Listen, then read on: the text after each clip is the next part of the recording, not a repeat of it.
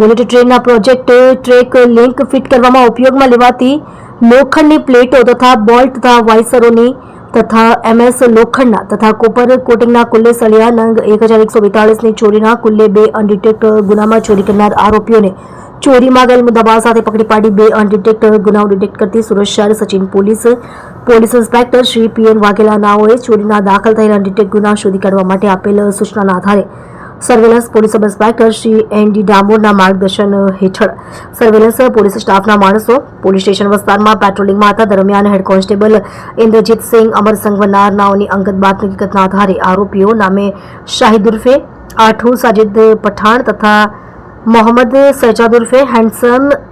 સાजिद अब्दुल पठान तथा साहिल साजिद पठान साहिल फारूक शेख तथा सईद महबूब खान तमाम रहे सामरोद नवी नगरी तालुको 84 सूरत तथा आरोपी मोहम्मद हनीफ निजामुद्दीन सैयद रह मकान नंबर 18 लाजनगर लाजपुर 84 सूरत नाओने कछोली लाजपुर रोड परथी पकड़ी पाड़ी તેમની પાસેથી ચોરીમાં ગયેલ બુલેટ ટ્રેનના પ્રોજેક્ટ ટ્રેક લિંક ફિટ ચોરી કરવામાં ઉપયોગમાં લેવાતી લોખંડની પ્લેટ નંગ 1 તથા MS લોખંડના તથા કોપર કોટિંગના કુલ્લે સળિયા નંગ 1142 જેની કુલ્લે કિંમત રૂપિયા